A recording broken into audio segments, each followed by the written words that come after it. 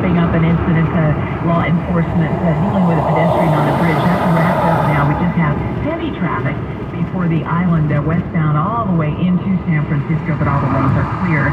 Your next update at 3:28 on the traffic leader, KCBS. Mancini's Slip-Rolled 6-day forecast received free gifts with a qualifying mattress purchase now at Mancini's Slip-Rolled. We've got some coolish weather this afternoon. We're going to continue with our coolish weather tomorrow. 60s to maybe around 70 away from the coast. Starting to warm up on Sunday. Some of these inland areas will be into the low 80s. A few degrees warmer on Monday, and then downright hot inland Tuesday. Highs will pop into the upper 90s, and then temperatures will back off a bit inland Wednesday into the low 90s. Traffic and weather together on the 8th on All News 106.9 and AM 740 KCBS. KCBS News Time 3:21. Today is the 50th anniversary of the break-in at Watergate, the foiled burglary that would later bring down President Richard Nixon. KCBS's Mike DeWald caught up with a North Bay man who played a pivotal role in revealing the identity of one of the saga's most secretive figures. John O'Connor is an attorney living in Marin County. As a new federal prosecutor in the mid-70s, he developed an unusual hobby of sorts, figuring out the identity of Deep Throat. I thought that if I looked at enough circumstantial evidence, I could prove this case beyond a reasonable doubt to a unanimous jury. O'Connor's focus quickly turned to former FBI Special Agent Mark Felt.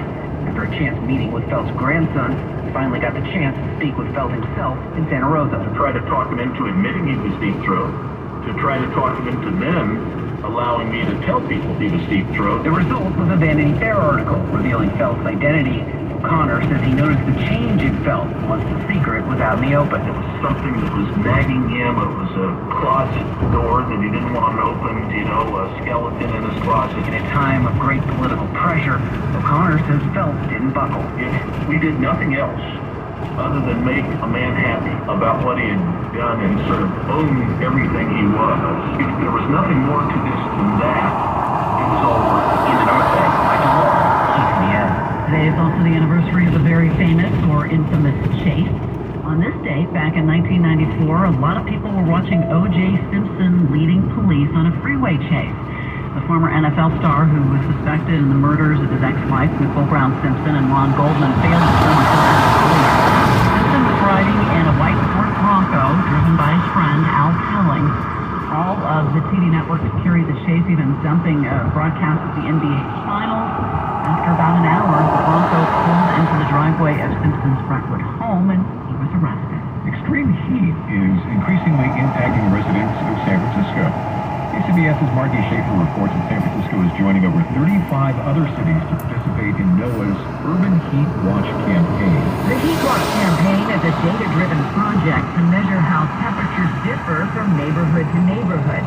Chief Resilience Officer for San Francisco, Brian Strong, says San Franciscans are used to having more mild temperatures, but that's changing. San Francisco rarely would get above 85 or 80 degrees. Now we're seeing these extreme heat temperatures like we had in 2017, where it was over 106 degrees for 3 or 4 days in a row. The city is looking for 50 volunteers to place sensors on their car windows, and on a still-to-be-determined date in late August or early September, drive a route in the city at 6 a.m., 3 p.m., and 7 p.m., explains lead staff on the project, Alex Morrison. Collecting data on heat, humidity, airflow. Basically, it's going to be collecting millions of records over the course of those 11 routes around the entire city. The information will be used to inform, among other things, where to set up cooling centers and, longer term, where to plant tree canopies. Margie Schaefer, KCBS. California High-Speed Rail has a price estimate from a new report for the 48-mile-long San Francisco to San Jose segment, and at $5.3 billion, it is triple what it was before. The report is the completion of a years-long environmental clearance process for the corridor that would send bullet trains down the peninsula on electrified Caltrain tracks at 110 miles an hour. Inflation, real estate costs, and supply chain issues are partly to blame for the massive uptick in costs. But High-Speed Rail Authority CEO Brian Kelly tells the Mercury News the agency can't provide accurate cost estimates when funding for the project is up in the air. Stocks ended the day mixed. We're going to check in on the Money Watch. Here's Larry Kofsky. Just in case Wall Street didn't get the message, when the Fed raised interest rates this week, Chairman Jerome Powell is reiterating his determination to control inflation. He says the Fed is acutely focused on returning inflation to 2%. Uncertainty about the impact of the Fed's inflation stance kept Wall Street on the defensive. Stocks closed mostly higher, but down for the week. The Dow Industrials lost 38, the S&P 500 added 8, the Nasdaq gained 152. Walmart is the latest retailer to drop MyPillow products from its stores. Wall Street Journal says Walmart didn't say what led to the decision. MyPillow CEO Mike Lindell faces litigation over his claims of fraud in the 2020 election. Oil fell by the most in 3 months after Fed Chair Jerome Powell's latest interest rate comments. Crude plunged 6.8%, ending below $110 a barrel. Larry Kofsky, Bloomberg Business for KCBS. My heart was racing just making spaghetti. I could have waited to tell my doctor, but I didn't wait. I was short of breath just reading a book. I could have delayed telling my doctor, but I didn't wait. They told their doctors and found out they have atrial fibrillation, a condition which makes it about 5 times more likely to have a stroke. If you have one or more of these symptoms, irregular heartbeat, heart racing, chest pain, shortness of breath, fatigue, or lightheadedness, this is no time to wait. Contact your doctor.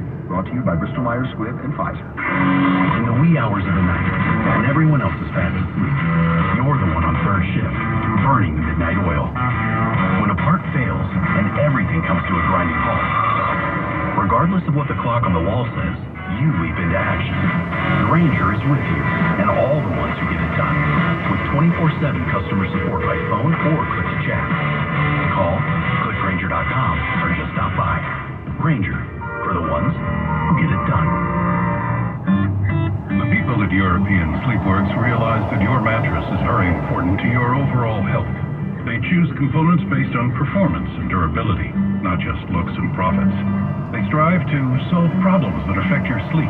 They sell with you in mind, guiding you to the best match for your body and wallet. European Sleepworks at Adeline and Ashby in Berkeley, or online at sleepworks.com. That's sleepworks.com. At Princess Cruises, we take pride in discovering what makes you feel special. From making Judy's margarita spicy, but not too spicy, to making sure Tom's day ashore is spent kayaking, snorkeling, and waving to a dolphin or two. A vacation with Princess is all about making sure you feel taken care of. It's what we do best. Get the Princess treatment and cruise from San Francisco for just $59 per day. Look now at princess.com or contact your travel advisor. Terms and restrictions apply. Promotional pricing ends September 30th, 2022. Shipped with Bermuda and British registration. Attention Bay Area homeowners. Are you looking to sell your house without all the stress? John Buys Bay Area Houses can buy your house cash and close on your timeline. No commissions, no repairs, no appraisals, no showings, no headache. Call John now, 510-426-7000, or go online to johnbuysbayareahouses.com to get a free, no obligation cash offer for your house. Behind on payments? The tenants skipped rent? The house needs too many repairs? Not a problem. John buys houses in any condition and deals with any situation. There's a reason why John Buys Bay Area Houses is the most trusted home buyer in the Bay. Go online to get your offer today. johnbuysbayareahouses.com or call 510-426-7000. That's 510-426-7000. Let's get you caught up on KCBS traffic news. We've got some traffic on the Golden Gate Bridge. Let's find out what's happening there as we check back with Kim and the KCBS traffic team. I suspect it's a Friday getaway pattern developing for your ride out of San Francisco. No incidents on the Golden Gate Bridge coming or going from Marin County, but there's definitely a slow pattern there for your ride northbound out of San Francisco. Just Friday stuff. We'll keep watching that. And once you get into Sausalito, 101 traffic is moving very well, but we do have an issue up ahead, northbound 101 as you get into Corte Madera. We've got firefighters on the scene of a brush fire very close to the freeway, impacting traffic in the northbound direction on 101 approaching Channel Pius. In fact, the fire department is blocking the exit there and the on-ramp, so traffic is starting to bunch up. We'll tweet updates on the situation and see if anything else unfolds. Follow us on Twitter, KCBS AM/FM at traffic. Also in Santa Rosa, we heard from the KCBS phone force about a crash on 101. Lanes are clear, though, coming and going from the Highway 12 interchange. So just some Friday slowing there, northbound and southbound on 101. Next update at 3:38 on the traffic leader, KCBS. It is a pretty looking afternoon, a lot of sunshine and those big puffy white clouds, and temperatures very much below average, anywhere from 5 to 15 degrees, struggling to make it out of the 60s even inland. It is going to stay unseasonably cool tomorrow, start warming up on Sunday with inland valleys reaching into the low 80s. It'll be downright hot inland by Tuesday. Traffic and weather together on the 8th on All News 106.9 and AM 740 KCBS. Visit Friedman's Appliance for the Sub-Zero Wolf & Cove Grand Kitchen event. A qualifying purchase, get 3 additional years of protection or a $1,000 rebate. For the largest selection of Sub-Zero Wolf & Cove appliances, visit The Living Kitchen at Friedman's Appliance in Pleasant Hill. You know those cigarette butts that you see every day? They're made of microplastics and they line our streets and waterways. On California beaches, they're the #1 plastic you'll find. Over 35 years, cleanups have collected millions combined. But no matter where you see them, they're all getting smaller, eventually leaching into our food, our air, our water. The tobacco industry's to blame for all of the harm that they do. For the harm to the people we love, and the harm to you too. Learn more at undo.org. What's driving the conversation in California today? Every weekday at this time, we explore a topic that's making news in our state. This is the state of California. Good afternoon. This is the state of California. Doug Sovern is off today. Legislation has been introduced that would make California the first state in the country to require gun owners to have liability insurance. And these policies would cover negligent and accidental use of the firearms and would not include incidents that are intentional and would act much like car insurance. We're going to talk more about this. We're going to turn to the KCBS Ring Central Newsline and speak with Nancy Skinner, California State Senator serving Berkeley and author of the bill. Thank you so much for talking to us this afternoon. Great to join you. Tell us a little bit more about the legislation. Well, San Jose passed an ordinance like this just a few months ago, so they're the first city in the country to do so. And New York State is also proposing legislation. Right now, guns kill more people. Why wouldn't we require insurance on gun owners like we do car owners? So what would be covered and what would not be covered by this insurance?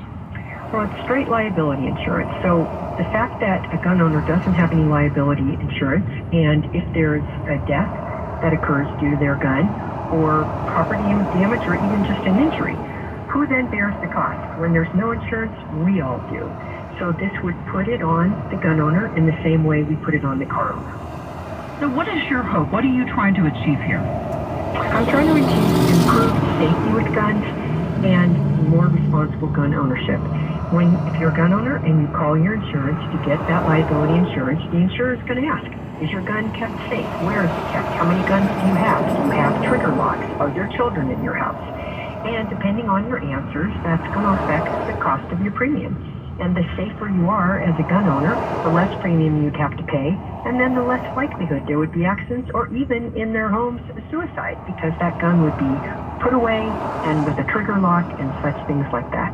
My understanding is that a similar proposal was introduced in the Assembly back in 2013. It failed. Is this a similar approach? Are there things that are different enough that you think it will pass at this point?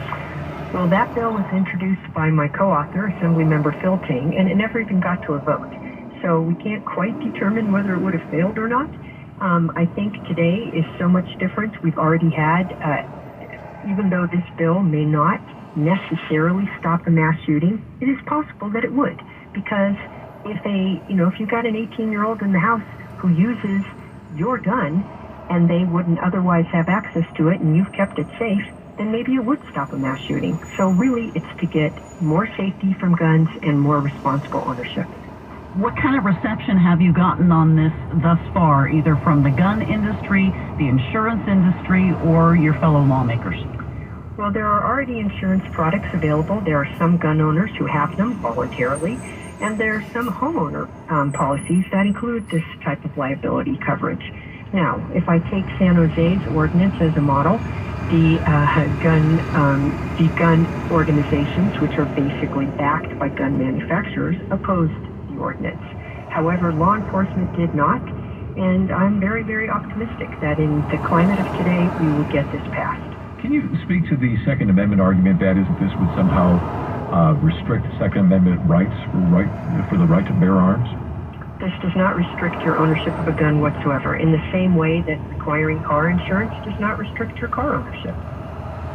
So what's next? You've introduced it. Where does this thing go? It would be taken up by the Judicial Committee in the Assembly, and if it passes there, it would go to either to their Appropriates Committee or to their floor. And if it's successful in the Senate, it would go on the governor's desk. So we would know by the end of August if this bill is successful. Well, State Senator Nancy Skinner, we thank you for your time this afternoon. Very much appreciated. Again, Nancy Skinner serves the Berkeley area and is the author of this bill that would require liability insurance for gun owners. You've been listening. Thank you so much. Thank you very much. You've been listening to the State of California. You can hear it every weekday at 3:30 p.m. or you can download it as a podcast wherever you get your podcasts. KCBS News Time 3:36. We are going to check traffic in 2 minutes.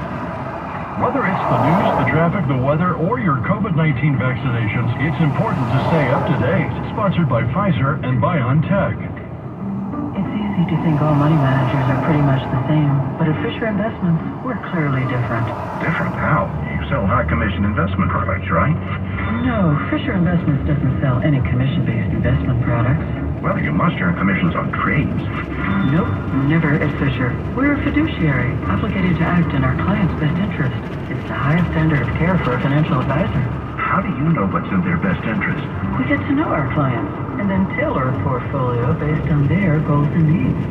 But you probably sneak in some hidden and layered fees. No, we have one transparent management fee structured so we do better when our clients do better. Wow, you really do look out for your clients. That's because our top priority is helping them achieve a comfortable retirement. It might be why most of our clients come from other money managers. Visit FisherInvestments.com to find out why investors like you switch to us. Fisher Investments. Clearly different money management. Investments and securities involve the risk of loss.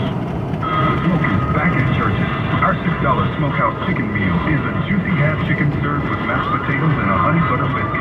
All that for just $6, but not for long. Churches, welcome to the great state of flavor. Offer valid at participating locations. Today, we're talking about things that make us uncomfortable, like the middle seat on an airplane, or asking your boss for a raise, or having a real conversation about ED, impotence, or low testosterone. You don't have to be embarrassed. At Prime Male Medical, they've helped thousands of men in the Bay Area, and they can help you too.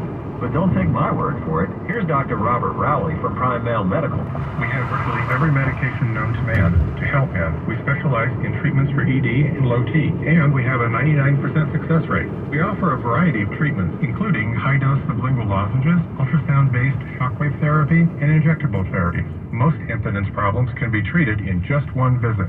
Get your first visit, PSA and testosterone test, Doppler ultrasound, and a full year of follow-up visits for just $99.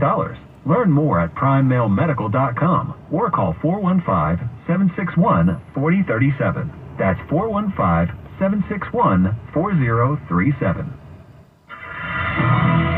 Our KCBS Friday Traffic Watch continues. We're next off to Cupertino. Here's Kim. Heavy traffic, at least a portion of southbound 280 in Cupertino is really jammed up. A complicated crash southbound just after Wolf Road, blocking the second lane from the left and the right lane. The cars can't move, and evidently someone's trapped in their car. They can't open the door. So that's why traffic is bumper to bumper southbound from Highway 85. And then once you get through, traffic moves well into San Jose in the southbound direction. I also see southbound 101, your trip out of San Jose, that's already swarming with Friday getaway traffic from Bailey Avenue to San Martin Avenue. Fortunately, accident-free. The East Bay, ouch, northbound 880, you're right out of Fremont, is just awful. We had a crash up ahead in Union City, northbound, just before Alvarado Niles, and it's on the shoulder, but it really jammed up traffic. You're crawling from the Mission Warren interchange. That's a long, big backup there. Also in Oakland, we've got some brake lights eastbound 580. A crash at Golf Links continues to block the right lane there. Your next update at 3:48 on the traffic leader, KCBS. Partly cloudy skies this afternoon and very cool temperatures, mostly just in the 60s away from the coast. More cool weather tomorrow, staying unseasonably cool.